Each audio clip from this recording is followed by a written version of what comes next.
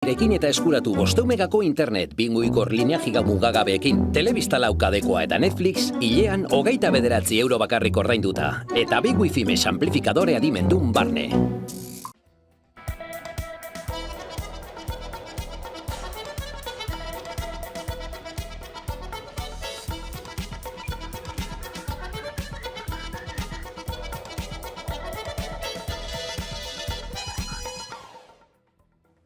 Argindarraren prezioak beste marka bat ezarriko du ostegun honetan eta ordurik garestiena 300 euroko langa gaindituko du historian lehen aldiz. Bataz beste 298 eurotan ordainduko dute megabat bakoitzeko handizkako merkatuan, atzo baino 60 euro gehiago. Europa mailako arazo honen aurrean, Europako Parlamentuak gasa batera erostea eskatu du, argindarraren prezioaren garestitzea gelditzeko. Gurean argiaren prezioaren igoeraren kontrako manifestazioa egingo dute gaur Bilbon ekologistak martxan taldeak eta Bilboko auzoko elkarteen federazioak deituta.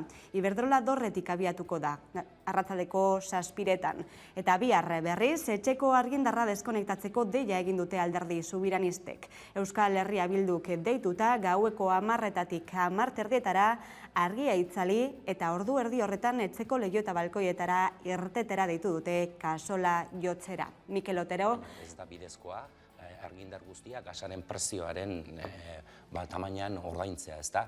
Eta, horri batu behartzaio, azkenean, Espainiar sistema elektriko biziatu eta perbertso baten menpean gaudela, eta guk ez dugula, ez katalanek, ez galegoek, ez balearetakoek, ez euskal herritarrok, ez daukagula modurik, beste prezio finkatze sistema batzuk ezartzeko, edo elektrika handien gehiegikerien aurrean neurriek hartzeko gaitasunik, hau da subiranotasun falta bat dagoela. Beraz, bi arrazoi daude hor nagusiki, ezta? Alde batetik, subiranotasun energetikoa eskatzea, erabakiak hartzeko eskumena izatea, eta beste alde batetik, planto egitea, enpresa handiek egiten duten lehendabizi iruzurrari, eta gero egiten ari diren txantaiari.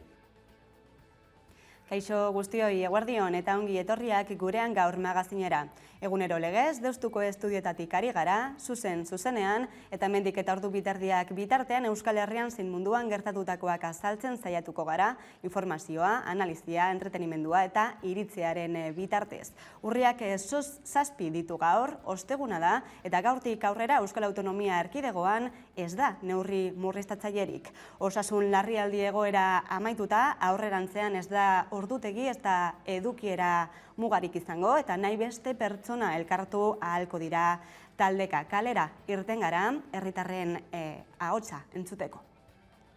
14 egunetako intzidentzia tasak 18 hilabeteren ostean Hego Euskal Herria normaltasunerako bidean da. Nafarroak pasaden astean bertan bera utzi zituen neurri murriztaileak. Araban, Bizkaian eta Gipuzkoan berriz gauerditik aurrera ekingo zaio fase berriari, birusaren eragina endemiko bilakatu dela iritzita. Osasun larrialdia indargabetu du Labik eta indarrean diren mugaia guztiak bertan bera geratuko dira bihar. Beraz, ordutegiekin, espazio publiko zein pribatuetako gehienezko edukierekin eta talde bilkurekin loturiko muga nagusiak desagertuko dira. Edo nola ere musukoa erabiltza nahitaezkoa izango da leku itxietan eta pertsonen artean 1,5 metroko distantzia mantentzerik ez den kasuetan. Horrez gain espazio itxietan eta 5.000 ikusle baino gehiago sartzen diren lekuetan 180ko edukiera mantenduko da. Eta fase berri honen aurrean zer diote herritarrek? Moda garaia, oraindik erabiltzen dute maskarilla, baina, pozik. Bukatzen bada pozik egongo naiz. Batez ere hori, tabernetan eta atetxetan. Orain arte, egon gara hor, estuak. Yo sí tengo ganas ya. Además de que soy camarera, soy de barra ya. Y tengo ganas de bailar y tomarme un cubata en un pub. Itxe egiten duten horrela egin behar du, horrela behar du. Ez naiz zientifikoa, ni ez naiz expertua eurun.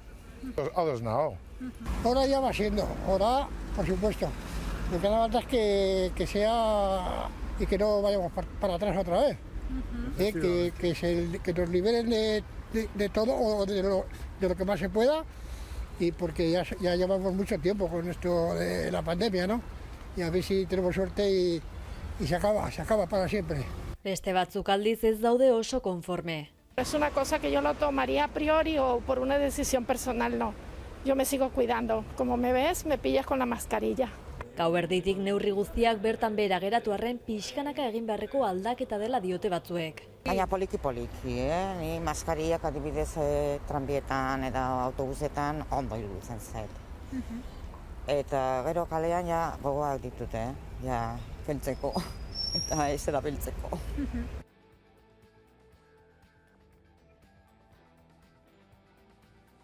Duela astebete bertan bera gelditu ziren neurri murriztatzaileak Nafarroan, gaurtik aurrera Araba, Gipuzkoa eta Bizkaian baita ere desagertuko egingo dira ia gehienak.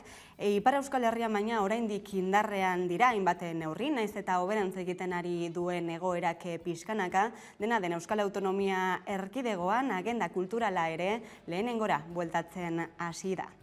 Bilboko kafe antzokiak gaur bertan irekiko ditu bere ateak 19 hilabete itxita egon ostean. Eta Bilbao BBK Live udazkena izango da zutik gozatuko ahalko den lehen musika jaialdia. Horrez gain, Bilboko udalak sustean iragarri du asteburu honetan antolatuko duela gau zuria.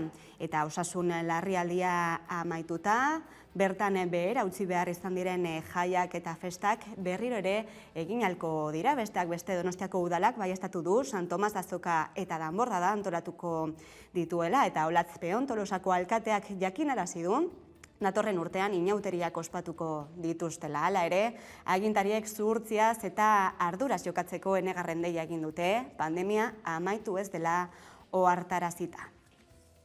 Eta bueltan izango da aurten, baita ere, Durangoko azoka, aurtengoan aurrez aurrekoa eta online edizioa uztartuko dira, eta 220 erakusma izango dira, besteak beste Iker Aginagak emango ditu xehetasunak.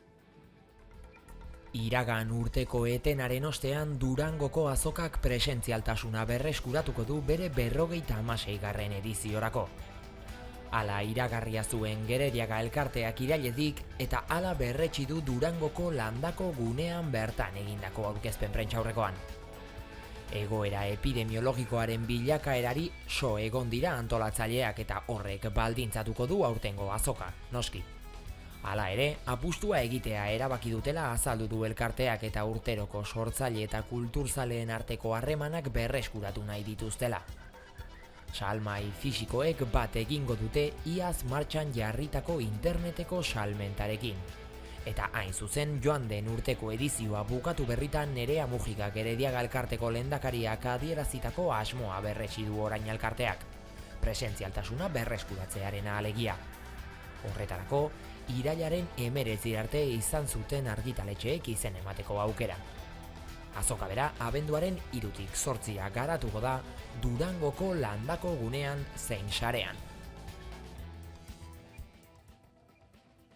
Eta neurriak bertan bera gelditzearen ondorioz ere musika arloan nobedadeak hemendik aurrera kontzertuak eserita egon gabe ahalbidetuko dira, eta ziur aski berrikuntza hauek islatuko dira baita ere musika zuzenean zaioan ostegunero bezala gaueko edo arratsaldeko 8 eta 4 ikusgai, eta baita ere gaueko 10. Koldo Otamendi dugu pantailaren beste aldean, gaurko aurrerapena egiteko. Eguerdion. Eguerdion, bai. Gaurko programaren aurrerapentsoa egiterik baduzu? Bai, gaur ere programa interesgarri izango dugu. Erreportaje nagusian Gira Naiz talde izango dugu. Horieko talde instrumental bat da, rocka lantzen dute, gitarra, bateria, baxua eta bibolinarekin. Eta oso musika jolasti egiten dute, musika bidai bat izango balitz bezala irudikatzen da bere musika, eta reportaje interesgarria osatu dugu. Bai, gainera, ibilbide nahiko luzea duela esan daiteke, 10 urteko ibilbidea du Gira Naiz taldeak, eta gainera horretarako diska berriak kaleratuko du, hori ospatzeko. Bai, 10 urte bete ditu taldeak, eta hori ospatzeko Garate estudiotan grabaketa bat egin dute, iruditan ikusten ari zareten hoixe. 4 kantu grabatu dituzte, kasik ordu erdiko iraupenean kantu luzeak lantzen dituzte, garapen handiko kantuak dira, eta diskoa atera baino formatu digitalean aterako da diskoa. Gaur egun asko dira formato honen alde egiten duten taldeak, gaur egun fisikoa ere ez da horren beste saltzen eta mugitzeko nahiko arazo daude, ez daude musika dendarik eta orduan jende asko erabakitzen du bideo formatoan edo audio formatoan kaleratu diskoak plataforma digitaletan hain zuzen ere. Eta Gira Naizek hori egin du, 4 kantu zintzilikatu ditu sarean, 11 telebistan estrenatu ditugu hilabete hauetan atzera, eta gaur ere guzti horren bilduma ikusi ahal izango dugu gure reportajean. 4 kantu, esan duzun bezala, eta horien artean kolaboratzaileren bat ere agertuko da.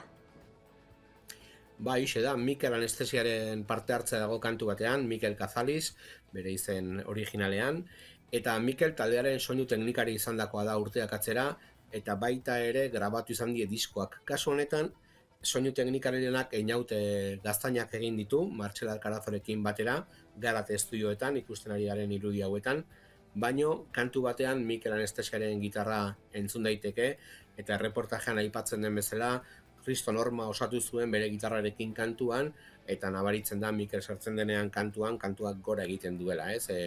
Berriz ere plazerra Mikel gitarrarekin ikustea, Gira Naizerekin kasu honetan, eta esan bezala kantu potentea osatu dute denon artean. Eta saioan nola ez baita ere izango da hitz bitan atala, gaurkoan Manek Zegaina Brigade Lokoren bateriak aipatuko ditu bere gustu musikalak.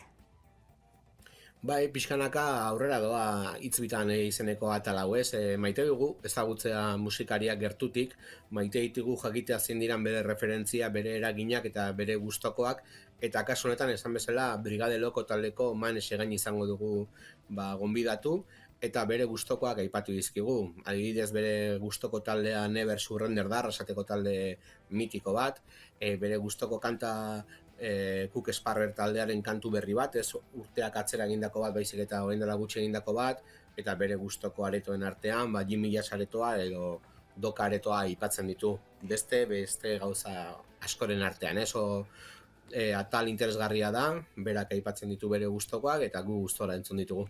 Eta azkenean ere izango da agendaren atala, astebururako zer nabarmentzekoa hemen egongo gara zain, ezta, neurriak altxatu diren honetan, zer dago nabarmentzekoa?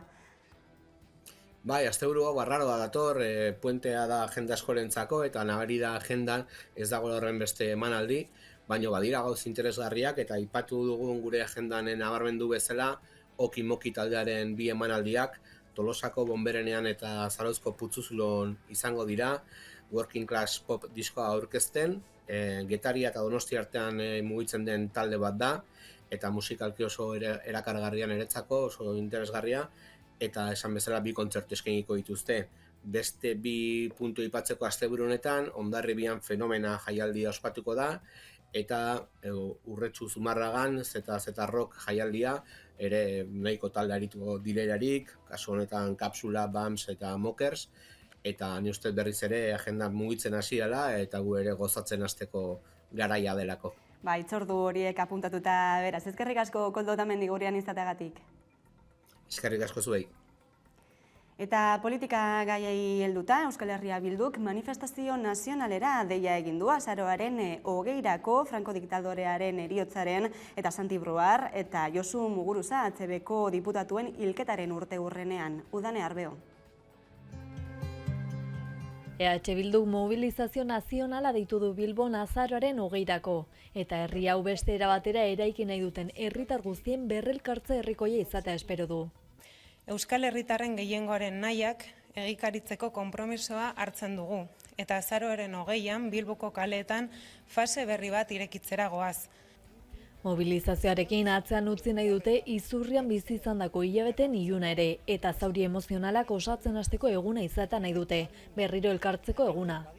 EH Bilduk nazio libre, justu, feminista, ekologista, antifasista, euskaldun eta baketxo aldarrikatzen du. Transizio bat beharrezkoa dela, bai bakegintzan, bai gatazkaren konponbidean, bai feminismoan eta orokorrean hainbat eskubide berreskuratzeko beharra dugula adierazi nahi dugu. Gainera adierazi du azaroaren 20an hil zela Francisco Franco diktadorea, baina ez frankismoa. Espainiako estatuko aparato judizialetan, ekonomikoetan eta boteregunetan gure ustez egunero ikusten dugun bezala. Era berean egun horretan 1984an Herri Batasunako buruzagi Santi Prouart hil zuen Galek eta 1989an berriz Espainiako Kongresuan HBek zituen ordezkarin kontra egindako eraso batean Josu Muguruza hil zuten. Eta beraz azaroaren 20ko goizean omenaldi bat egingo diete biei eta diktaduran zuztartutako portaerak eta egiturak oraindik irmorratuta daudela salatuko dute. Goizean Santi eta Josu bergogoratuko ditugu. Bihotzean eramaten ditugulako. Eta txaldean, beraien ametsen aldeko apustu mobilizatzailea egingo dugu. Beraiek defendatzen zuten proiektu politikoarekin bat egingo dugu. Mobilizazioarekin bat egin dute besteak beste Joseba Sarrionandia, Edurne Prouart, Elena Bartolome, Xabi Garate, Mirena Muritza, Ibai Zabala, Oian Azkorbebeitia, Izortze Santin, Jose Mari Esparta, Josu Zabala eta Juan Puertok. Bestalde, gaur eta bihar bitartean epaituko dute Egoitz Urrutiko etxea Parisen 2003an eta 2005an eta azteneko kidea izatea leporatuta. Bi prozedura ezberdin bateratu dituzte, 2003koa eta 2005koa. Lehena 2007an epaitu zuten eta 4 urteko kartzela zigorra eman zioten Urrutiko etxeari. Bigarrean 2010an epaitu zuten eta horre ere beste 4 urteko zigorra eman zioten. Hala ere orduan etzen agertu bere kontrako epaiketetara eta atxilotua izan ondotik epaiketak berriz egiteko eskatu zuen. Prozedura akatzak zirela eta haren kontrako auzibideak instrukziora bidaltzea erabaki zuen epaiak eta gaur eta bihar aztertuko dituzte auzitegian.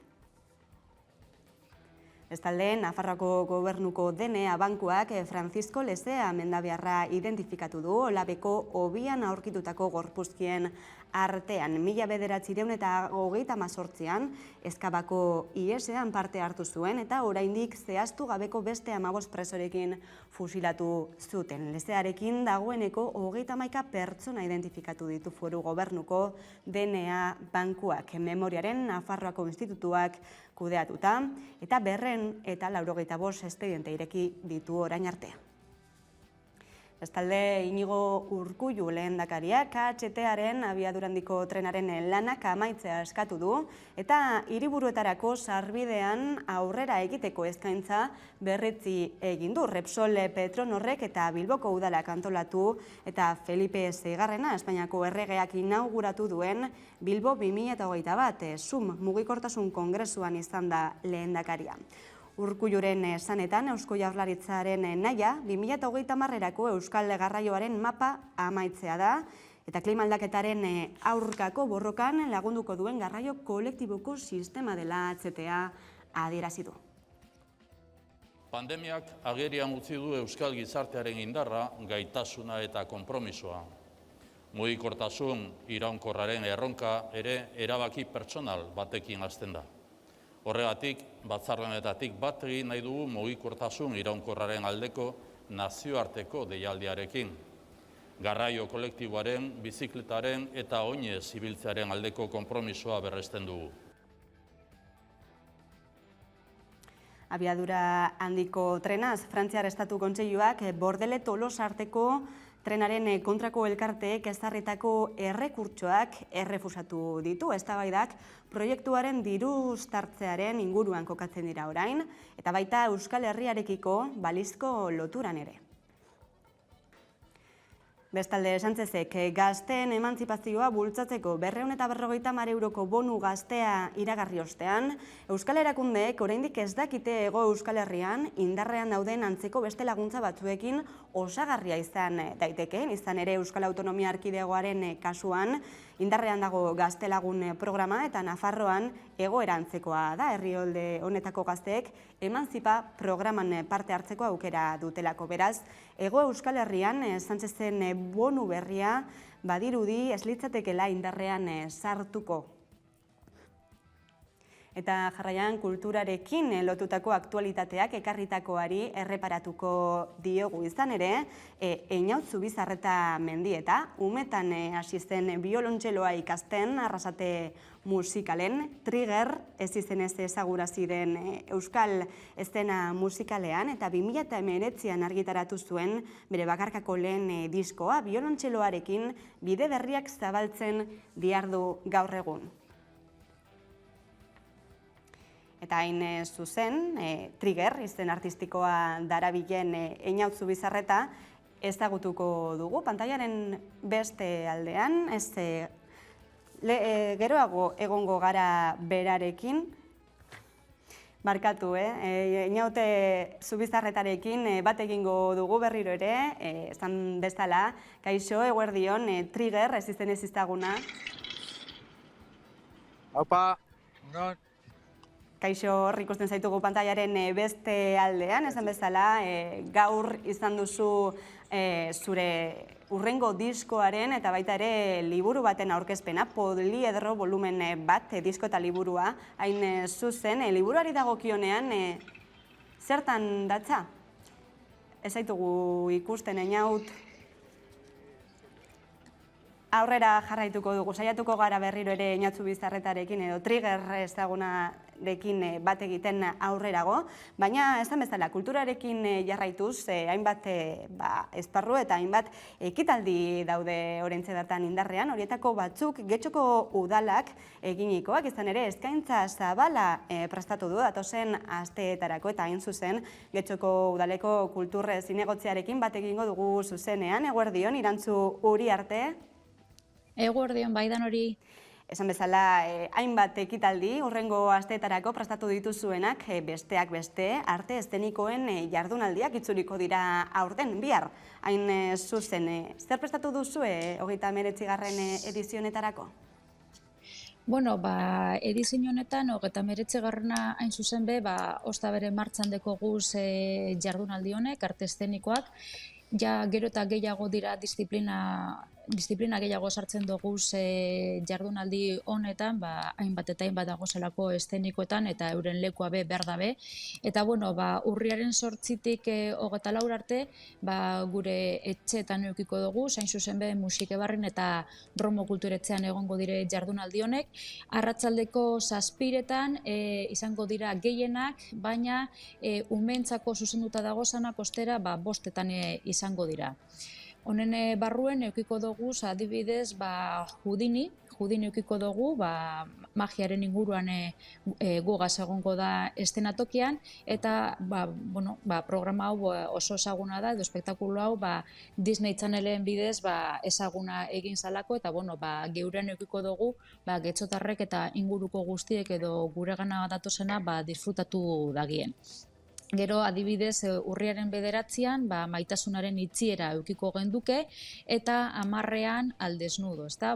Danat dire edo antzeslanak edo dantza saioak. Eta euretariko batzuk be, eukiko doguz, zirko mailan edo zirko estiloan egindako ekitaldiak eukiko doguz, ezta? Adibidez, eukiko dugu La Gaviota, Labarretzaren konpainikoa, gero Jo en un banco verde, Utopian taldearena, honek etxeko plazan jolasten dabe, Getxotar konpaini bat da, eta antzerki eskola, gure herriko antzerki eskola, eta geurean txokotxo bat eukiko dabe, hainbat disiplina edo batez ere antzeslana, fotografia eta idazmena landuko dabe eszenaren gainean, beraz produkzio nahiko potente bat da, barritasun asko dakarz, ikusleak antzeslana ikusi beharko dau, irakurri egin beharko dau, argazkiak ikusteko aukerak eukiko dauz, beraz, esan dagigun, espektakulo potentea izango dela produkzio partetik eta eurentzako suposatu izan dauen erronka, hau egitea. Gero, Deni Santakana bere dantza konpainia gure artean eukiko dugu, eta Caliban Teatroa La Extraña Parejagaz gure artean eukiko dugu. Eta gauza berezi moduan, Europako jardunaldi, ondare jardunaldi barruen sartzen duguna bietan sartzen da, baina programa bietan, eta izango da, Flitz konpainiaren apostu bat da, inklusioaren aldeko apostu bat egingo dau, eta diversidadea landuko dau lan honen bidez, ezta? Dakigu, aurten Europako ondare jardunaldiak inklusioaren inguruan datozela, eta gai hau, dantza honetan, espektakulo honetan, landu egingo da, berezitasun guztiak aztertzeko, behar izanak eta zelan harremanak lantzen diran estena baten anistasun duen jendeagaz, ezta? Beraz, aukera bereziak eukiko dugu eta euretatik disfrutatu ez ikasteko aukera eukiko dugu artea beste erabaten gozatu ahal izateko. Eta, animatu iten zaituet, getzora etortzen urrien, zebenetan itzelesko programazioa dau, arte eszenikoen inguruan ibili gara, arte eszenikoen jardunaldien inguruan, baina hainbat ziklo barri gehiago eukiko dugu, eta, kalera bagoaz, beste jardunaldi batzukaz. Bai, izan ere, bihar bertan ere hasiko baita, kale antzerkia bultzatuz zikloa baita ere. Hori da. Igaz pandemia dela eta gauza batzuk, programa batzuk horre geratu zidan, zintzilik geratu zidan, baina kasu honetan aurten 2021 eta gaur, zorionez, urriak 7, ja dekretu barriegaz, aukera barriak edukiko dugu egin ahal izateko, ezta? Eta, oraingoan, bihar, urriak 8-tik 12, Bihotzalai plazan egongo gara, kale antzerkia bultzatuz ekimena, osta bere bueltan eukin da, ezta? Publiko guztientzako ekitaldiak egongo dira, nagusintzakoak, zein umentzakoak, hemen magia eukiko dugu, dantza eukiko dugu, danetarik egongo da, ezta? Urriaren 8an adibidez barikoen divertidantza eukiko dugu, konpainia Deabru baltzan partetik, arrastiko 6etan, eta hau batez bere umentzako zuzenduta dago, musika, dantza eta jolasak egin ahal izateko, ezta? Gero zapatuen 9an, erdiaroko ipuin magikoa Euskal Herrian eukiko dugu, zapatuen izen da eguerdiko ordu batetan izango da, eta honek Mago Oliver B eukiko dugu honetan parte hartzen. Eta gero Domekan, Kobr 3 eukiko dugu, hau teatro, antzerkia eta zirkoaren arteko harreman bat da, zirko gaur garaikidea, eta hemen aukera aparta gauza barriak ikusi ahal izateko. Gero astelenean 11an, La Cajita de Musika eukiko dugu, arrastiko 6etan, eta 12en, urriak 12, jaiegune, nudo eukiko dugu, honek arte zirzense, korte zirzense bat eukiko dau, beraz ikusten dugunez, aurten antzerki mailan zirkoak bere lekua eukiko dau, eta purken aurrera danagaz, musikebarri topera arte eszenikoen jardunaldiekaz, orain kalea, kaleko antzerkia kaleratzen, eta danok disfrutatu ahal izateko, eta gero azkenik bakarka zikloa barria martxan jarriko dugu, hau, ziklo guztiz barri bat da, ez da, ez 29. edizioa, ez 20. ez 5. Lehenengo edizioa da, hildo barri bat sortu dugu, bakarkako kontzertuak edo talde formatu txikiko kontzertuak entzun ahal izateko, ezta? Eta honek hain zuzen izango dira Romoko kulturetzean, arrastiko 7etan izango da, eguenetan, eguenetarik bat behin izango da, birik behin parkatu, eta lehenengoa hasiko dugu gaur berton Joldi Beriztainegaz, eta hau kantari ezaguna goazenen eta goazen parte hartu ebalako, eta honek goazen badakigu itzelesko arrakasta eduki dauela umeen artean, eta personaje arrakastatzu hau eukiko dugu gaur gure Romo kulturetzean. Gero urrengo astean, 14ean, Valentina Ridolfi eukiko dugu eta Aritza Laboa, gitarran, euren formatu txikiko kantak eta entzuteko. Gero urriak 21ean Inigo Astiz eta Jon Basaguren, oraindik orain eta oraingoz programagaz, eta azaroren 4ean Afrika Biban getxotarra eukiko dugu bere formato akustikoan, banda txikitsuagaz etorriko jaku, eta bere betiko doinuak gehi disko barriaren aurkezpen txikitsu bat egingo duzku. Badakigu ikusiko zenduen segurantzean emakumeak izeneko disko barri bat atara dauala, eta benetan bideoklipaz zoragarria da Afrikak egin dauana. oraingo honetan. Eta gero ja abendu partean Bilbora joango gara eta Labasu ekarko dugu geurera gugaz egon daiten, ezta? Labasuk jakingo zuen, Aneguria, Fermin Muguruzagaz, Rebeka Lein, eta Sara Gebegaz, eta lanean egondako artista dugula.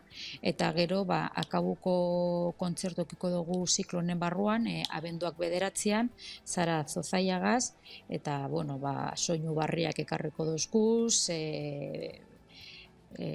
soinu barria bertoko kasnastuta eta ikusiko dugu dakarguzan gauzak eta soinu diferenteak.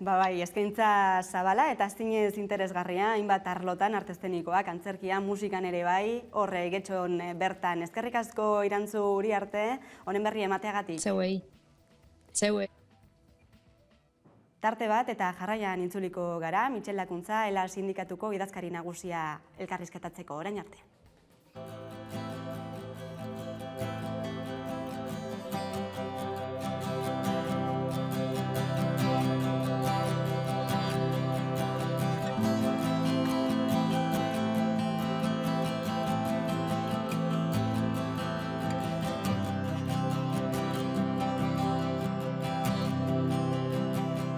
Hementxe gaude Heresia proiektuarekin. Ni neu izanen naiz gidari edo zendari nahi bada, eta proiektuan ere daude Belen Cruz aktorea eta Eneko Gil dantzaria. Eta asmoa da dolu herrituetatik abiatuta dolu ikuskizun bat egitea.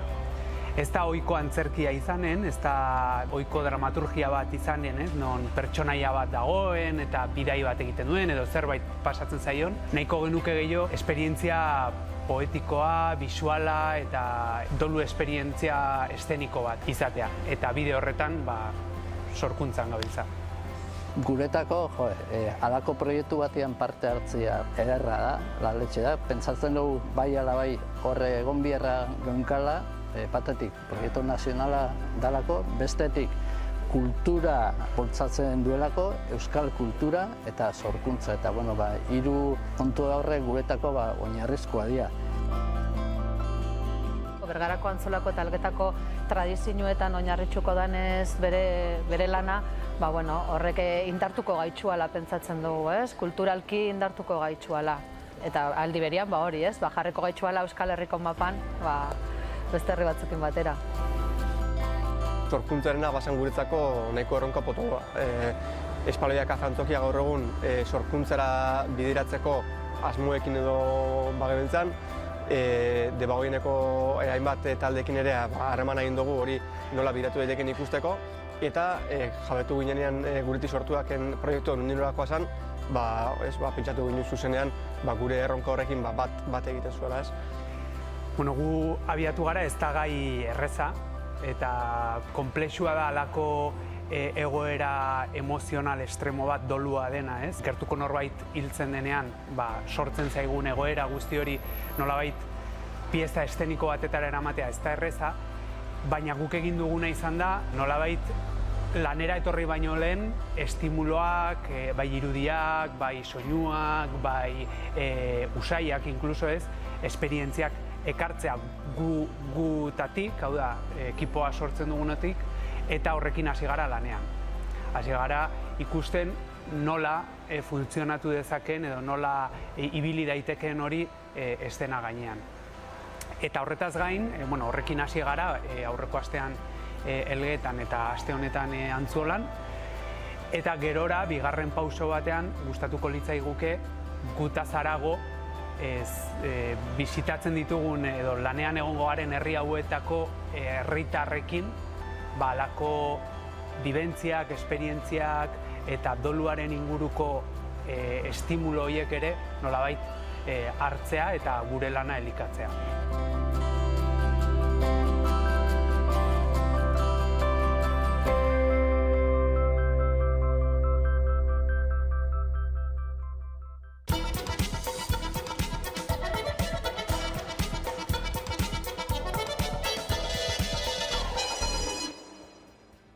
Eta egunero legez, eguneko elkarrizketari atea irekiko diogu, eta horretarako gaurko gonbidatua Mitxel Lakuntza dela sindikatuko idazkari nagusia. Eguardion eta ongi etorria Maika Telebistara. Bai, eskerrik asko.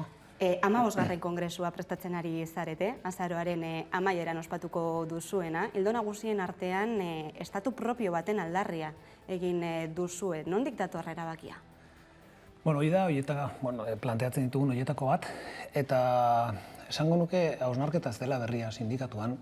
Sindikatuak bere burua soberanistatzat hartu du eta defendatu du beti, baina galdera bat egin nahi izan diogu gure buruari, elak nora joan nahi du.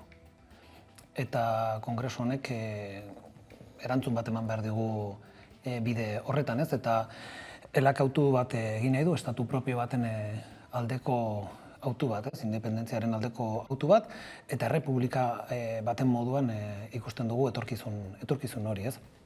Badakigu bidea ez dela motza izango, eta badakigu bide luze baten aurrean gaudela, badakigu ere bai, gaur egun ez daukagula gehiengo bat, eta gehiengoaren alde lan egin behar dugula, eta hortan oso garbi ikusten dugu lan hori eta abian jarri behar den prozesu hori alde bakarrez abiatu behar dela. Alde bakarrez beste modurik ez dagoelako eta evidentzia bat delako, estatuak ez zaitu lagunduko horretan, ez dizu jarriko mahai bat horretaz hitz egiteko.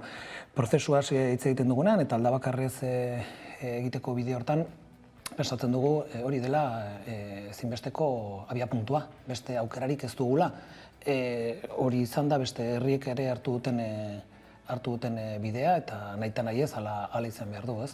Eta orduan esango nuke, bagoazela auto hori referendatzera kongresu honetan, arrazoi politikoak, arrazoi demokratikoak eta arrazoi kulturalengatik besteak beste, ez? Eta horien artean ere bai euskararen biziraupena barne. Eta arrazoi politikoak ikusten dugulako eta azkenengo krisiek nola baitere ondorio hori uzten digute, irakaspen hori uzten digute, krisi batea goazen bakoitzean, estatuak aprobetxatzen du rezentralizatzeko. Hori da, 2008an gertatu zena, hortikan etorri zitzaizkigun oinarrizko legeak, eta azkenen gontan ere ikusi dugu zer den aginte bakarra, eta estatuak oso agerian utzi du hori. Berez, esango nuke, hori, 11 arrazoi dauzkagula bide horretan aritzeko, eta hori da proposatu behar duguna kongresu honetan. Badirudi ingurumen politikoan, arlo politikoan ere, estatus politiko berriaren eztabaida berria abiarazteko nahia badagoela, Iñigo Urkulluk horren inguruko adierazpenak egin ditu. Erak uste du estatus politiko berri hori abiatzeko aukerak daudela epe laburrean? Guk ez ditugu nahi horiek ikusten. Nahi dute, lehenguan Andoni Hortutarrek esan zuen elkarrizketa batean, hemen prisak edo premiak ez diela diote kontrajarriak izan daitezkela, eta nik uste dut hemen garbi dagoela da EAJak ez duela inongo asmorik, inongo biderik hartzeko, nik uste dut oso gustora, oso eroso daudela egungo egoeran. Guk leporatzen diegun gauza da, nolabait ere, oso eroso daudela egungo markoan, marko autonomikoan, eta oso neoliberalismotik oso gertu dagoen errealitate batean, ez? Hobe esan da, neoliberalismo horren markoaren baitan, ez? Orduan, guk badakigu gure ustez hau da distrakziorako elementu bat, EAJak ez dauka inongo asmorik, eta asmo hori agertzen duenean, beti variable bat jartzen du ekuazio hortan, ez? Eta beti da, Espainiako alderdi batek hitzarmen hortan egon behar duela, ez? Gu ez gaude, ados horrekin, besteak beste, horrek ja betoa ematen diola estatuari alderdi horien bitartez, ez? Berez, guk estatu berriaz hitz egiten denean, ikusita ze posizioak daude, ze nolako diskursoak egiten diren, gure ustez, distrakzio politikorako tresna baten aurrean gaude. Baina bestalde, esparru sindikalean eta esparru sozialean horretarako nahia ikusten duzue? Guk ikusten dugu, behintzat elatik nahia ikusten dugu gure ustez autogobernuan sakontzeko. Eta autogobernuan nola ulertzen dugu? Autogobernua bere osotasunean. Ez behar bada EAJak edo PSek edo PPek ulertzen duten bezala, guretzako autogobernua da erabateko aukera zure herrian hartu behar dien erabakiak hartzeko, ez? Orduan esango nuke hortan, badagoela kezka bat, autogobernuetaz hitz egiten denean, eta badagoela kezka bat erabakitzerik ez daukagunean zenbat mediku behar dien herri hontan. Ez dagoenean erabakitzerik zenbat irakasle behar ditugun, ez ditugunean hemengo aurrekontuak erabaki, horiek izan dira zentralizazioan bitartez kendu dizkiguten aukerak, ez? Eta esango nuke hortan dagoela, ez? Baina nik uste dut EAJak planteatzen duen eskema horietan guk behintzat gure buruaz dugu ikusten. Zinbeste lehentasun daude 15. kongresu horretan? Bat azkenengo hamarkadetan azpimarratu nahi dugun idei bat, ez?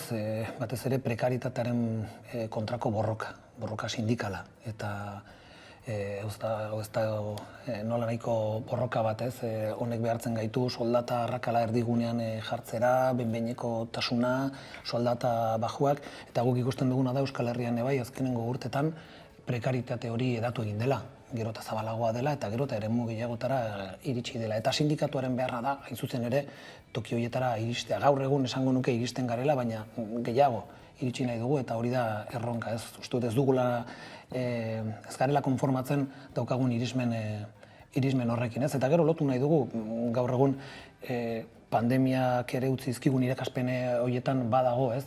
Funtsezkoaren defensa, ez? Zerbitzu publikoen defensa, zaintzan eta ikasi ditugun hainbeste kontu horiek guk lotzen ditugu ere borroka sindikalarekin, badakigulako funtsezkoak diren gauza horiek borroka sindikalaren eta defensa kolektiboaren beharra dutela, ez? Berez, hortikan eta berrestea gure eredua, elaren eredu sindikala alik eta gertuen egotea langiletatik, eta batez ere ez egotea planteatzen diren elkarrizketa maila horietatik gure ustez ez dagoelako inongo konponbiderik gure arazoentzako. Kongresuarekin amaitzeko baita ere aipatzekoa da, zuzendaritza berria aukeratuko duzuela eta aurten parekidea izango dela? Bai, hala da, bai. Egia da, gure organotan eta nazio batzordea hartuta gehiago direla emakumeak gizonak baino, baina hau da pendientea genuen salto bat, eta horretaz gain ere bai, ulertu behar da sindikatuak egin nahi duen ibilbide batean, ez?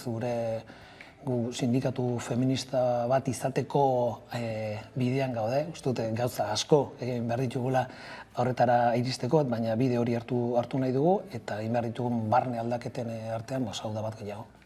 Lan arloari begira azken egunetan albiste izan da, Tubacexeko langileak berriro ere bueltatu direla lanera, ia 8 hilabeteko greba luze baten ondoren, zein da auziak usten duen hausnarketa? Nik uste dut oso lorpen eta garaipen importante baten aurren gaudela, esango nuke historikoa. Batzutan abusatzen da ez, termino honetaz, baina honetan ez dago soberan. Lortu dena kriston gure ustez behintzat, sakontasuna eta irismena dauka ez, bakarrik enpresa hortan, baizik eta Euskal Herri osoan, eta zer esanik ez, baiara aldeako baiara hortan, ez. Hemen helburu nagusi bat genuen, ez, 129 langile kaleratu zituzten, eta esan ziguten, edo jaisten dituzue soldatak 10%, edo jaisten dira enpresa honek dituen kostuak 20%, edo 129 horiek kalera doaz. Langile horiek ez zien kokildu, ez zien makurtu, borrokatu egin dute 8 hilabetez, borrokatu dute eta lortu dute beraien helburu nagusia. Eta gaur atzo, asteantan, kaleratuta zeuden eta gaur lanean ari dira. Nik uste dute oso atzo ikusi nuen bideo bat, beraien sarrera nolakoa izan zen, horre pasillo baten artean eta oso hunkigarria iruditu zitzaidan. Irakaspen dexente uzten digutelako, uzten digulako, batez ere borroka sindikalaren balioa, garaiotan kolokan jarri nahi duten balioa, grebarena berare bai, ez gau greba baten bitartez lortu da, askotan esaten dugu gauza batzuk, bakarrik greba baten bitartez lortu ditak, eta malez beste biderik uzten ez digutelako, ez? Eta gero beste ere ikusi dugu herri honetako patronalak zer nahi duen. Eta herri honetako patronalak hitz egiten duenean, bai Zubiaurre jauna, Konfebaskekoa edo Arabako patronala seak, kriminalizatzen dute. Etengabe kriminalizatzen dute halako grebak eta halako borroka sindikalak, ez? Siziliako mafiarekin parekatu nahi gintuzten, eta begibistan dago hemengo patronalak eredu espainola nahi duela. Zein da eredu espainola? Ze pasatzen da Espainiako enpresa askotan, gehienetan?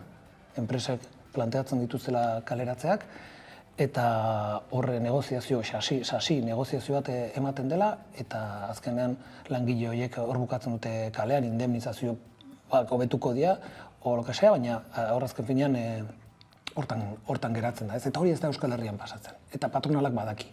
Horregatik nahi dute Espainiako eredu hori, ez, lanen arteko relazio horietako, ez. Eta gure ustez, Tubacexen lortu dena, Tubacexetik, gure ustez Tubacexetik lortutako akordio bada, ez. Enpresa asko orain jakingo dutelako, ezin dutela egin pensatzen zutena. Eduardo Zubiaurre aipatu duzu, azken asteotan ere albiste izan da beraren adierazpen batzuk, esanez lan gatazka batzuetan ematen den erradikaltasuna, hitzez esaten ari naiz, etaren garaiko indarkeria gogorarazten diola, zer duzu horren aurrean izateko? Bai, hori da, azken finean, badago asmo bat, behin asmo da kriminalizatzea borroka sindikala eta sindikatu batzuk. Borroka hortan barne, nolabait ere, gizartean zabaldadin, hemen indarkeriaz egite ditugula gauzak eta gure asmoak gauzatze ditugula. Eta nik uste dut agerian uzten duela ze urruti dauden oainikan kontzepzio demokratiko minimo batzuetatik. Eta gaur egun gogoratu behar zaie, oinarrizko kontu bat bada ere. Sindikatuak eta greba legala garela. Confebaskek bere garaian saiakera bat egin zuen, sindikatuak ilegalizatzeko, eta batzuk oraindikan hor daude. Eta hoi da, norbait beraien asmoa eta beraien etekinen tartean norbait jartzen baldin bada, saiatzen dira, ozein modutan erditik entzen, ez? Eta denak ez du balio eta patronala jakin behar du, gaur egun hori, sindikatuak, borroka sindikala eta greba legalak eta zilegiak direla. Bitartean, adierazpen batzuek esaten dute instituzioetatik, susperraldiaren garaietan murgiltzen ari garela, azken langabezia datuek ere erakusten dute hoberantz egin dutela, zein da zuen irakurketa? Egia da, langabeziak bera egin duela, eta hori beti albiste hon bada. Guk ez ditugu partekatzen hor egiten diren diskurso triunfalista horiek. Esango nuke, orain bueltatu garela, pandemiaren aurretik genituen arazoetara, eta asko dira. Lehen aipatu dizut, soldata arrakala, eta behin-behinekotasuna, eta prekaritatea, eta prekaritatea ematen da era askotan, eta dago prekaritate sozial bat eta prekaritate laboral bat ere bai, baina bain, adibidez, Guggenheimeko langileak greban daude. Beraiek garbiketako sektorean eta baita ere hainbeste udaletxetan greban daude, soldata, 130ko soldata horren kontra borrokatzeko. Eta orduan esango nuke lehengo arazoetara bueltatu garela.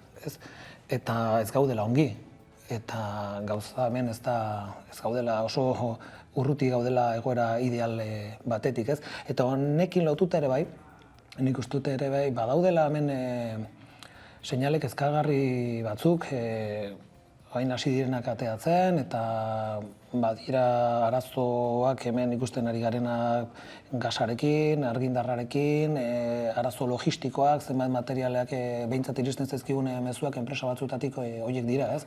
Arazoak daudela ere suministro kate hortan, ez? Berez, uste dut aldendu behar dela mezu triunfalista horietatik. Izan ere, erronka handiak daudelan munduan aurrerantzean, besteak beste krisi horiek tarteko eta transizio digitala tarteko baita ere, enplegu suntzik eta aurre ikusten da, horren aurrean zein bide?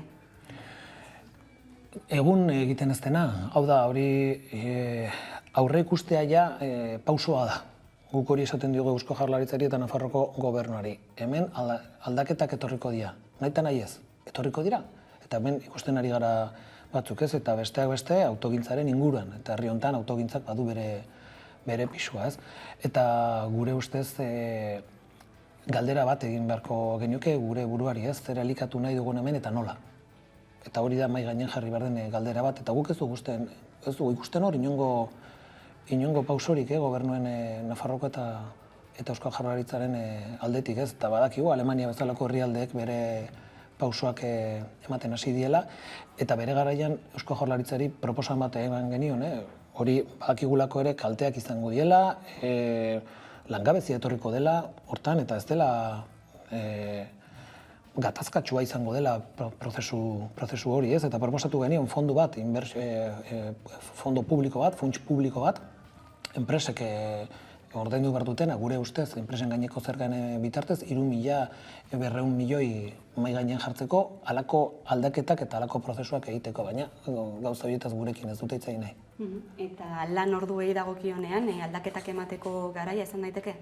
Bueno, hori lotuta dago ere bai, zuk lehen aipatu duzu, digitalizazioaren prozesu hori, etengabe azkartzen ari dira, eta hori ikusten ari gara sektore askotan, merkataritzan, banketxetan ikusten ari garen bai enplegu galera, eta barrez. Eta orduan nik uste dut hor lanaldiaren murrizketak eta lanaldia jeisteak benetako garrantzia izango duela etorkizunean, eta sindikatuak hartu behar dugun hartaz bat dela dudik gabe. Soldatarrak aipatu duzu baita ere, datuek esaten dute emakumeek, gizonezkoek baino bataz besteko 7.000 euro baino gutxiago jasotzen dutela. Bataz besteko datuak dira. Errealitate honi nola egin aurre? Beste politika batzuk martxan jartzen egun ere jartzen ez direnak, eta guk horrekun kontra egin dezakegun gauza bakarra da, leheno aipatzen genuena gure kongresuaren ardatz bat, borroka sindikal hori martxan jarri.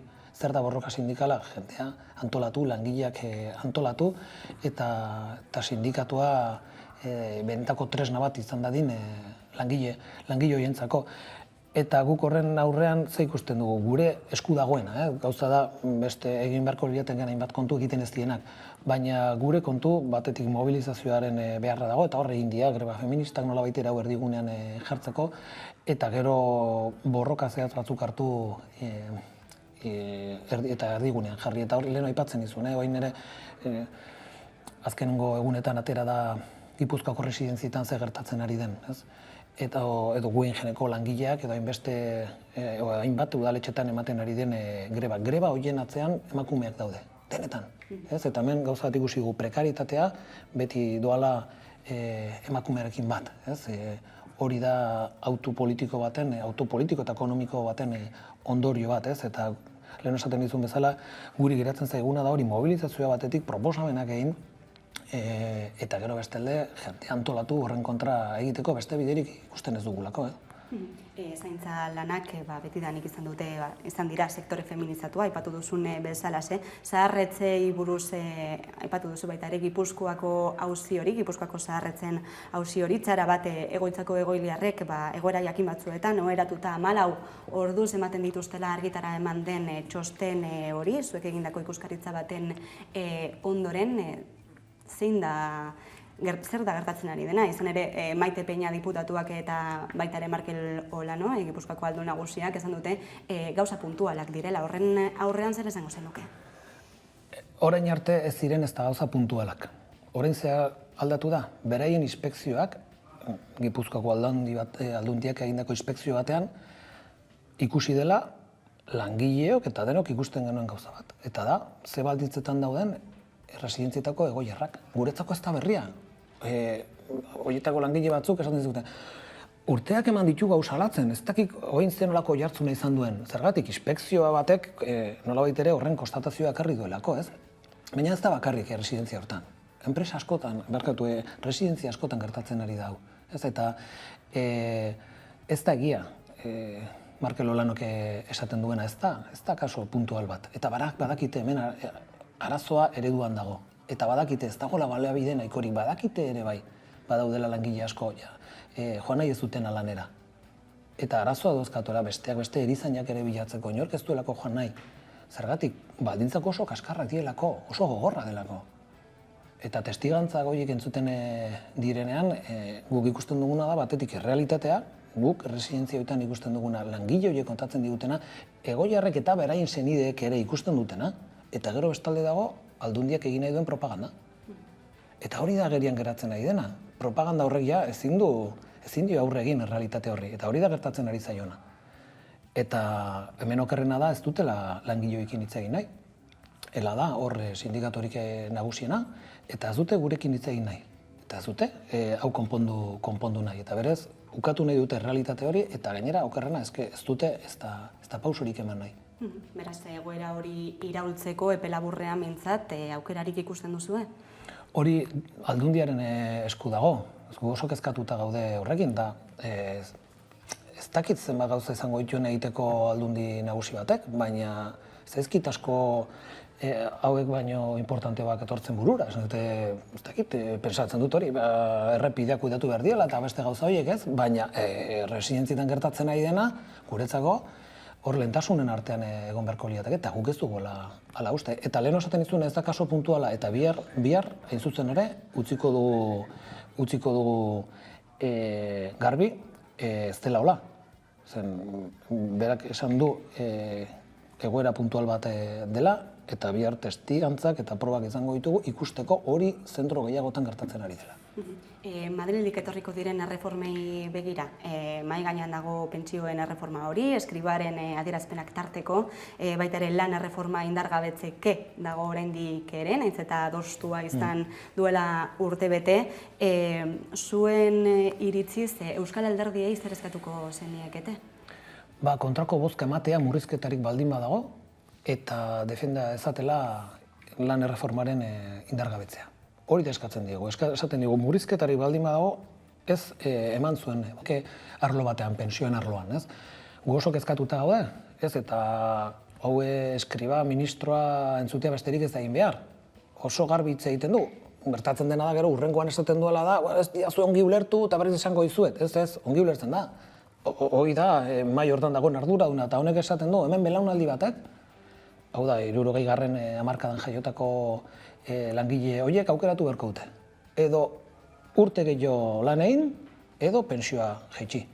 Hori da gobernuak, kasu honetan eskribaren bitartez, uzten digun proposamen bakarra. Eta honen aurrean guk esaten diogu, EAJ-ari, EH Bilduri eta Elkarrekin Podemosi ere bai, badakigu azkenengo hauek ere Madrilen hartzen dituztela erabakiak, baina esaten dugu gauza alako murrizketak ezin dira aurrera atera zuen bozkekin. Eta hori esaten diogu, eta ez duguna ulertzen da, nola gaur ja, irekita dagoenean emendakinak egiteko prozesua, nola ez dien atera, esatera, aizue, hau ez da egingo gure bozkekin. Hori da entzun nahiko genuken, eta gaur egun ez dugu entzuten, ez? Eta horregatik eskatuta gaude, eta eragin nahi dugu erabaki horietan eta goera horretan, eta horregatik interpelazio hori egiten dugu, eta guk behintzat gure jendeari eta lan zentrotan esaten ari gara gertatzen ari den, ez? Gauza importanteak daudela, besteak beste pensioetaz ari ginen, baina lan erreformataz ere hitz egin behar dugu. Gobernu hau urte eta erdi baino gehiago darama agintean, ez du oinikan indargabetu. Eta hauteskunden aurretik behin eta berriz esaten zuten bai PSOek eta bai Unidas Podemosek, ez? Eta hemen gaude, urte eta erdi eta lan erreforma indartu gabe, eta gainera esaten digutena da ez dutela indargabetuko, ez? Eta hor badago guretzako gauza klabe bat, ez? Guretzako hor jokoan dago, ia euskal langileek aukera dugun hemen gure lan hitzarmenak negoziatzeko. Inongo interferentziarik gabe, eta Madrilen hitzartzen diren hitzarmen kaskarroiek inposatu gabe. Hori da eskatzen ari garen, eta gure ustez, hortan bai, hiru alderdi hauek defendatu beharko dutela, ez? Egoera guzti hauen aurrean eta etorkizunean edo epe laburrean etorriko diren erronkei aurre egiteko greba orokorrerako behar aldarrikatu duzu, baita ere LAB sindikatuarekin batera. Orain neurriak altxatu direla eta neurri murriztatzailerik ez dagoela data gertuago ikusten duzue? Bueno, nik esan guruke LABek gauza batzuk esate dituela eta guk beste gauza batzuk esate ditugula.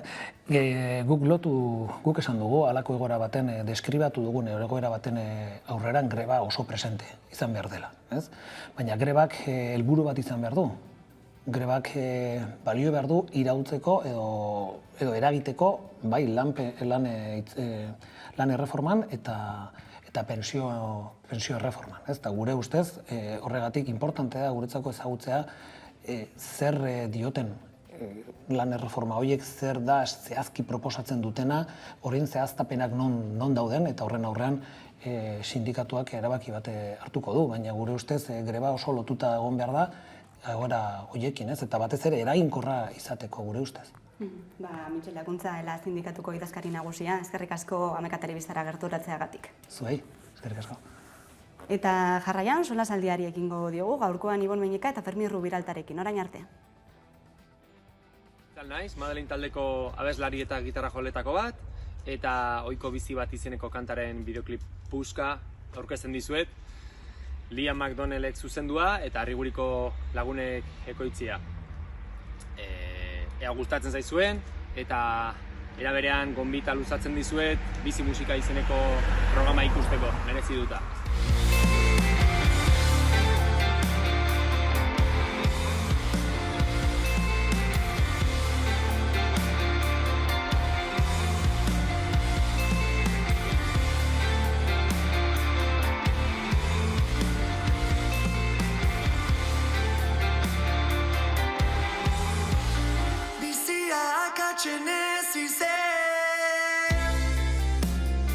Ta zulo atea du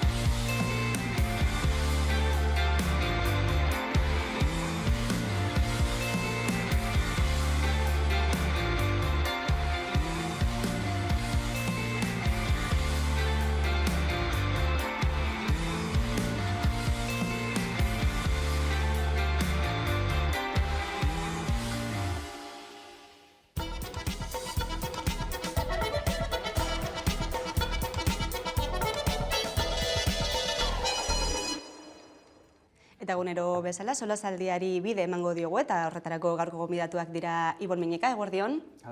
Eta baita ere Fermi Rubiralta, eguerdion. Ongi etorriak, gaurkoa hasteko, astean zehar izandako berri baten inguruan hitz egiten hasiko gara, esklusiba bati buruz hain zuzen. Izan ere, Espainiako gobernuak herri batasunako kidei bombak bidali zizkiela azaleratu du dokumentu batek.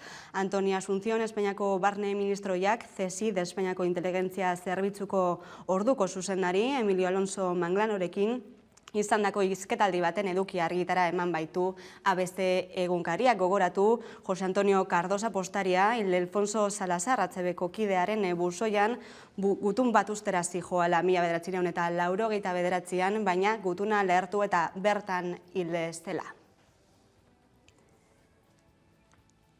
Horixe beraz azken egunetako hizketagaia, ABCek kaleratutako esklusiba hori, baina zenolako oihartzun ez da izan duen baita ere aipatzekoa. Nola ikusten duzue gaia, harrituta edo? Bueno, berez harrituta berria beragatik ez. Denok edo jupi munduan bizi ez den edozeinek, gutxienez, badakiela hemen Euskal Herrian Katalunian egiten den bezala ere momentu honetan gerra zikina egon dela eta gerra zikina oso bortitza gainera. Ez da zera soilik fake news edo horrelako nolabaiteko informazioaren inguruko gerra zikina egon, baizik eta beste motatako sakonago eta bortitzago gerra zikina. Hemen harrigarri usten gaituena posiblea bada oraindik, dira alde batetik ze motatako medioan agertu dela, ABC, argi dagoela badago kontraofensiba bat edo ofensiba bat gobernuan orain dagoenaren kontra, argi eta garbi, hori eskuindarrek eta ultral eskuindarrek bota nahi dute eta horretarako erabiltzen dutela alduten guztia horren kontra jotzeko, baina hori baino garrantzitsuagoa eta oso adierazgarria da, iaia bide, alderdi, fonte, elkarte eta gauza guztietatik izan duten horren aurreko isiltasuna. Isiltasuna oso alarma gorrikoa nolabait esan. Nire kasua kezkagarria da eta grabea da, eta horren aurrean inork ere ez errezatea Euskal Herria Bilduk ez ezik, ez dakit, Ibon, nola ikusten duzuzuk? Gauza jakina eta onartua edo ezaguna izatea gaitik, bere larretasuna ez duela kentzen, eta gairean usten duena da, historiko kite urtetan hemen egon izan direzen handin bat aldarrikapenek daukaten noiteko, konsistentzia. Estatu aparatuek gerra zikina sustatu zutela Euskal disidentziaren aurka. Eta hori, errealitate bat izan da urteetan eta forma ezberdinak eukin izan dituenak. Eta horrek adierazten duena da, batetik, arduradun politikoek behintzat edo bederen jakitun zirela horretaz. Horrek zen nahi duena da, aparatu polizialek parte hartze zuzen batukin zutela.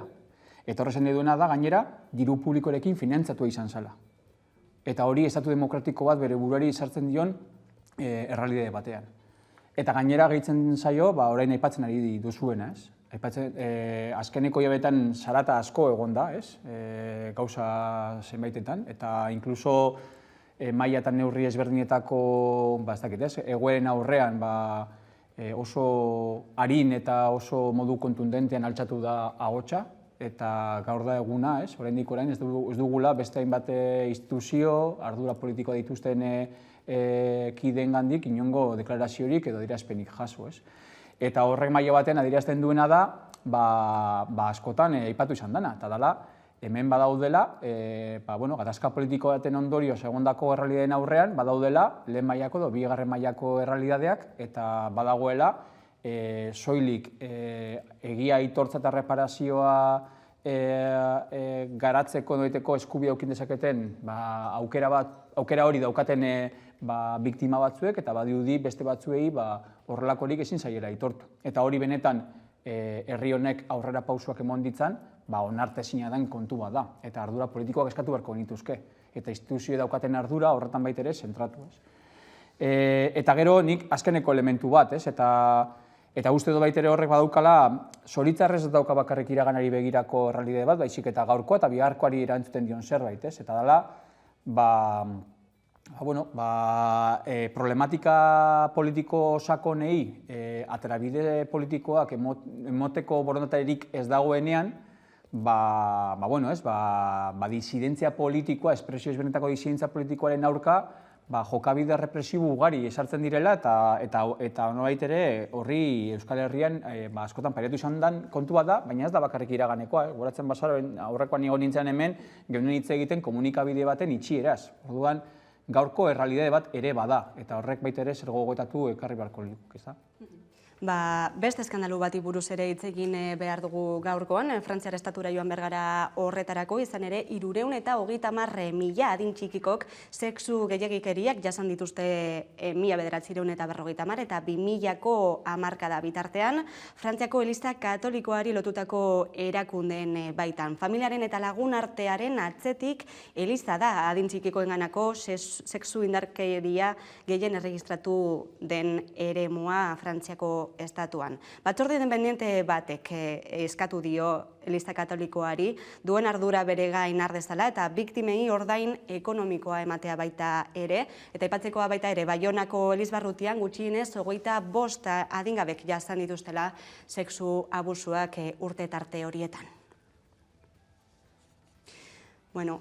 Ikusi ditugu irudiak, entzun dugu berria, beste esan dugudan bezala, ez dakit harritzen zaituzten, izan ere Eliza Katolikoaren baitan ez da lehenengo aldia horrelakoak entzuten ditugula.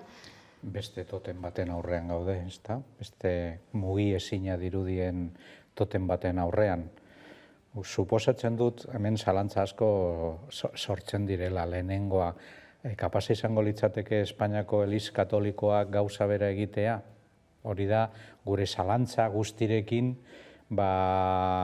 azaltzen zaigun lehenengo gaia, ez da? Gero bigarrena, beste gai bat, lehen esaten genuen bezala, espero genuena edo espero zitekena da. Hori da, beste egia izkutua edo denon ahotan egon daiteken gauza bat edo auzi oso larria gainera. Nik eskatuko nioke mesedez Eliza Katolikoari kanpotik ikusita, hori beraiek eskatzen dutena, autoerrekonozimendua, aitortza, eta batez ere aldaketa geroari begira, ze hori gerta daiteke berriro ere aurrerantzean, sustatu dituzten eragileak aldatzen ez badira edo ez badago benetako aldaketa sakonena. Zeia ez gaude hitz egiten arazo erlijioso bati buruz, baizik eta arazoa benetan gizarteari dagokiona, beraz denok gaude implikatuta gai honetan. Sistematikoa da gizartearen hainbat esparrutan, Eliza Katolikoaren baitan baita ere ikusi dugun bezala, eta hemen ere aipatzekoa ez da biktimen gainean dagoen estigma, isiltasuna eta beraz erreparazio bidean dauden traba guzti horiek baita ere. Nik elementu horreri gainen erreparatu nahiko nioke, besteak beste, Estatu Espainiarraren markoan eta inkluso Euskal Herrian baita ere emon izan direzenean horrelako gertaeren berri hein handi batean biktimek egindako prozesuen ondorioz edo harturiko nolaiteko jokabide ausarten ondorioz izan dela, eta baita ere azpimarratuta Elizaren estamentu ezberdinetatik zenbatako oztopo eta traba jarri izan dituzten horrelakoak azalatu ez daitezen, ez da. Eta horren maila baten baita ere jartzen du, lehen Fermik aipatzen zegoen nolaiteko puntuan, estamentu gisa, ze funtzio eta nolait ere transparentziaren izenean zer egiteko gaitasuna eukin beharko luken, eta ikusi duguna da horrekiko eukin duen noiteko utzikeria, eta liberean, inkluso biktimek berien kasuaren noiteko egia eta aitortza hori baitere jasoa izan dezaten egin dutenean prozesu malkartzuak, oztopoz beteri baino zutela jarri. Egia da zuk aipatu dozu, emon direzela errealitate eta leku ezberdinetan, eta maila batean sistematikoki horrelako elementu komunetara helduarazteko arrazoi bihurtzen dira. Gogoratzen dugu Irlandan, Ingalaterran, Estatu Batuetan, Latinoamerikan, Italian, Estatu Espainiarran, Estatu Frantziarrak harturiko jokabideen aurrean, badaude adibidu ugari larritasunaren maila baitera adierazten dutenak. Nik igual horretarako bi hausnarketa, batetik Eliza bere baitan bada potere struktura bat, eta potere struktura bat oso elkar lotua eta elkar gurutzatu egon izan da bestelako potere struktura batzuekin. Eta orduen maila batean horrek ekartzen du besteak beste horrelako egoeren aurrean nolabaiteko impunitatea eta eragitea ahalmena baitea areagotzea, ez? Eta horrek maila batean ikustu dut baitere zer pentsatu eman beharko zigun, ez? Eta gero bigarrenik, ez? Lehen Fermiko baitera aipatu du, baina, karo, zeitzu gehiagikeriak eta horrelako errealitateak emon izan dira, estamentu batean, esan dezagun moralidadearekiko marko bat ezarri nahi duen estamentu batean, ez? Eta horre maila batean baitere, talka egiten duen zerbait da, ez? Osea, eredu bat, eta moralidade eredu bat, ikuskera bat, bizi eredu bat. Bueno, ezarri, edo proposatu, utziko dut horrela, ez? Nahi duen estamentu batean, horrelako egoeren aurrean eta zelako jokabideak hartzen duen horrelako errealitateak emoten direnean, ez? Eta gero batez ere, jendarteren nahiteko papera, ez? Gai soziala eta oso kontrovertidua da, baina horrelako errealitateak emon izan direzenean, Eliza izateagaitik impunitatea ez dakit ezemen arte zuritzeko joera bat egon izan den modu orokorrean, ez? Eta horre maila batean baitere zer pentsa emoten dugu. Eta benetako ikerketa argiak ez ditugunez, ezin dugu ziurtatu ehunetik ehun, baina badirudi batez ere horrelako gertaerak pasatu dira Eliza Katolikoaren barruan, esan nahi dut, beste konfesio barruan ematen du, ze benetako datuak ez ditugunez, ezin dugu ziurtatu ehuneko ehun, baina ematen du batez ere gertatu dela Eliza Katolikoaren barruan, esan nahi dut zerbait badagoela eta denok horren susmoa izan dezakegu, baina beraien kontua dela horren susmoa sortzen duten gauzak aldatzeko edo proposamenak egiteko. Ze bada garaia, Erdi Aroan ondino sustraituta dagoen erakunde bat modernizatzeko. Beraien ere onerako izango litzateke, ez bakarrik gizaki moduan jasotzen eta jasaten duguna kasu honetan biktima bezala, jakina.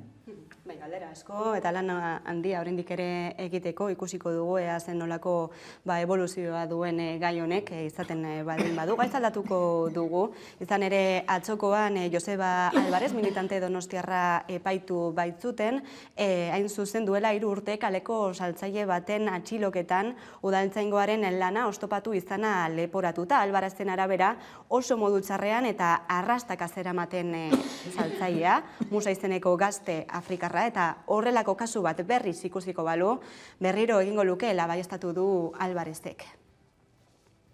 Lehenik eta behin entzun ditzagun Joseba Alvarezen hitzak eta geroxeago komentatuko dugu auzi guzti honen aurrean edo gainean dagoen muina. Eta beraz, ikusten dezuen bezala, Donostian horrelako gertakari arrunt bat, bukatzen da bi epaitiketarekin, bi akusazio larriekin, eta batez ere, Musolaren etorkizunean ere, baldintza handia eduki dezake jaso dezaken sententziak, beraien egoera personala eta familiararen inguruan. 3 urte eduki dute atzea egiteko eta ez dute egin, eta gero sententzia etorriko da eta ikusiko da. Eta bitartean, arrazakeriaren kontra eta gehiagikeri poliziaren kontra, segitu beharko dugu borrokan Donostian, ze argi dago, gudetxeak eskaintzen duen gizarte eredu honetan, prekaridadean bizian jendearentzat, eta zer esanik ez migrantea baldin badira, eta gero gaztea gainera, oso egoera txarrean daudela. Zuen ustez, auzi honek zer usten du agerian? Jakin da gertatutakoa, ez? Kale saltzaile batera txarrean atxilotzen ari zirela, eta hori ekidinterakoan, auzipetuta egoteak. Lehenengo eta behin beste Mediterraneo bezain argia den gauza bat, eta da zelan tratatzen diren horrelako pertsonak. Hori eguneko kontua dela. Nortzuk direla hori pobrezia larrian bizi direnak momentu honetan, horiek dira. Eta hori txarra baldin bada, are txarrago zemotatako trataera normalean egiten dugu horrelako pertsonekin. Eta batez ere, indar publikoak askotan edo gutxienez batzutan egia da gero eta gutxiago, nik esango nuke, horretan ere igertzen dela zenbaiteko sensibilitatea handiagoa dagoela, baina ondino pertsona batzuek erabiltzen dutela indarra horrelako trataera egiteko pertsona horiekin, nik uste dut hori da azpimarratzeko. Eta gero ez da kasualitatea nori izan den inputatua kasu honetan, esan dut pertsona publiko bat, eta izateko, zuk esaten zenuen Mosula, euskal disidentziaren pertsona oso famatua. eta nik suposatzen dut, horretan ere bere eragina izan duela. Bai, trasfondoan azkenean horrelako gertaerek ematen gaituzte igual gai konplexu batzuetara eta daudenak soluzionatu gabeak, ez? Batetik, argi dagoena da, pertsona honek bere bizi modu aurrera ateratzeko modu duin bat topatzeko bide bat bezala plantatu izan duela, eta horren aurrean noiteko estimazioa eta kriminalizazio saiakera bat edo adibide bat bihurtzen dela, ez? Baina atzean baitere badagoena da, horrelako bideak hautatzen dituzten pertsonen noiteko, ez? Jatorria, problematikaren noiteko iturrien on dagoen, gure hirietan dagoen errealidade bat da, eta askotan baitere errealidade horreri ez ikusirena egin gure dotzegu, ez dotzegu inongo ez, bide sozial-politikorik edo instituzionalik emoten, eta errealidade hori emoten danean horrelako limbo juridiko egoeran, autoridade politiko edo poliziala eukin ditzaketenek noaiteko ez, eskumena hartzen dute horrekiko jokabi bat hartzeko ez. Hori batetik. Bigarrenik nik uste dut, Fermik aipatu du ez, eta da, argi dagoena da, horrelako gehiikeri polizial baten atzean, badaudela zantzu batzu nahiko preokupante direnak eta bestelako problematika sakonago batzuetara ematen gaituztenak. Arrazakeen elementuen ikustor dagoela, eta baitere eskubide zibil eta politikoen noaiteko jardun horretan baitere egon daitezkenekiko kriminalizazio saiakera edo hitzakia erabili izana. Niri iruditzen zaidana gehien bat, esanguratsu izan beharko littekena da, iturrian dauden gai horiekiko eztabaida sozial-politiko bat egin beharko genukela, eta ez soilik horrelako egoera emoten danean epaiketa baten testu inguruari lotu eta gainera sententzi kriminatorio baten esperoan egotea. Hori nik uste dut ez diola erantzuten inondik inora gaur egunen dauden errealitate guzti horiei eta politika sozial aldetik bestelako aldarte batekin bigatu beharko niokela ez. Baita ere, auzi honek mahai gainean jartzen duena da horrelako trataera injustuak edo horrelako giza eskubideen urraketak ematen direnean eta edota norbaitek horren testigantza jasotzen duenean edo ikusten duenean, zer egin dezake beraz? Mezu bat helarazi dute jendarteari, ezin duzu ezerraz egin honen aurrean? Honen aurrean sortzen den beste zalantza bat, agian ezagutu dugu horrelako kasua, pertsona publikoa delako Joseba Alvarez, eta bere atzean hala edo nola sostengu soziala duelako. Baina auskalo ez direla pasatu beste horren besteko kasuak eta ez garela sozialki enteratu. Esan nahi dut, pentsatu nahi izango genuke, hau izan beharko kasu bakarra eta bakana eta isolatua, baina hori da beste zalantza bat, ez da.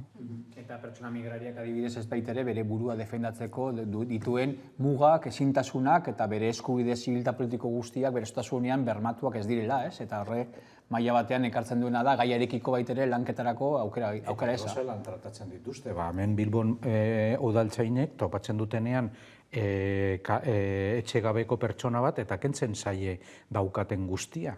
Esan nahi dut, gutxi baldin badu pertsona horrek, gainera, kentzen zaie lo egiteko beste tokirik ez daukanean zera kalean.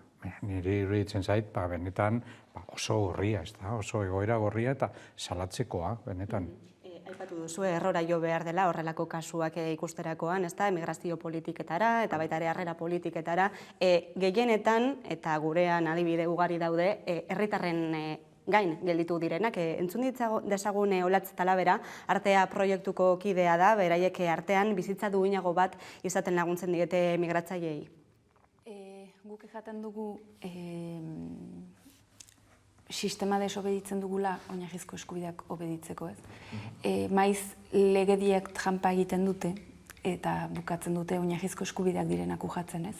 Batik bat, aurretik aipatu duzen bezala, mugitzeko eskubidea, ez? Oinarrizko eskubideen kartaren 13. artikulan aipatzen dena, eta hortik hasita lanerako eskubidea ez dela ematen, hasieratik daude 1000 bat, ez? Edo ejoldaren abera, ez? Legeak dena ongi ejedaktatzen du, baina oraindik udaletxe askok ez dute ejolda onartzen. Beraz, edo etxe hutsak dauzketenean bankuek, edo enpresa handiak, eta jendea dauenean kalean bizitzen, ez? Orduan, guk olako egoretan, egia mugitzen denean, besamaten diegu eta saiatzen gara egi mugimenduarekin alik eta aujerapen gehiago egiten, eskubide horiek iristen ez direnen gana ere iris daitetzen, ez? Azkenean eskubideak denonak dira, naiz eta beraiei ukatzen zaien, baino eskubidean denok ez baditugu defendatzen, azkenean gureak ere bukatzen dute, ez? Eta pandemia guztiarekin ere olako zozek ikusi da. Honen gainean, azken hausnarketa bakoitzari eskatuko dizuet, egoera honen aurrean, instituzioen laguntza edo eskaintza ezaren aurrean, herritarren gain gelditzen dela, azken finean, pertsona hauen ongizatea bermatzea, nola ikusten duzue? Bai, praktikan bolondrez askoren lanari esker ez dira bukatzen, baina gutxienez nolabaiteko konponbide eguneroko gauzetan gutxienez ataratzen dela. Baina arazo larria dela eta askotan beste aldera begiratzen dugula. Eta sustraiak zentzuk diren aztertu gabe agian izan daiteke arazorik larriena zentzu honetan, ez da? Bai, argi dago, zorionez, elkartasuna eta harrera sare gero eta egunagoak eta gero eta zabalagoak eta gero eta kontzientzia sozial gehiago dago gure herrian, ez? Eta elkarte egintza askok mailateko besteko bultza bat emoten du eta horrelako proiektu ugari egon badaude, ez? Eta horre maila baten igual, lehen harrera hori eta lehen urgentzia hori baitera asetzeko bainakoa izan daiteke, edo gutxienez, neurri batekoa izan daiteke, baina argi dagoena da ez dela nahikoa. Eta borondatea bai, baina borondatea bakarrik ez du bermatzen pertsona baten eskubide guztiak bermatuak izan daitezen, ez? Eta horretarako jendartearen eta elkarte egintzaren edo jendarte zibilaren oiteko funtzioa bere horretan jarraitu behar du, baina ezinezkoa da problematika estruktural guztien oiteko erantzunkizuna bere gain hartzea, eta instituzioa paper aktibo bat izan behar dute. Hemen utziko dugu gaurko solasaldia, Fermin Rubidalta eta Ibon Meñika, eskerrik asko gurean izateagatik. Eta tarte bat eta jarraian eguneko albiste nagusia Carolina Suarez lankidaren eskutik, ondizan. Bueltan da Amua antzezlana, 3 maitale elkarrekin iratiko etxola batean. Asko maitatu dute elkar eta maite dute elkar, baina zaila da hain intimoa den hori partekatzea. Esklusibotasuna, erromantizismoa, egoa, jabetza, ohitura, kultura eta hezkuntza alde batera uztea. Maitasuna hitz egitea gauza askori buruz hitz egitea da. Maite Larburu eta Ximun eta Manes Futs anaien eskutik, irailaren 20 aurrera, Amua antzezlana. Niretzako landaremoan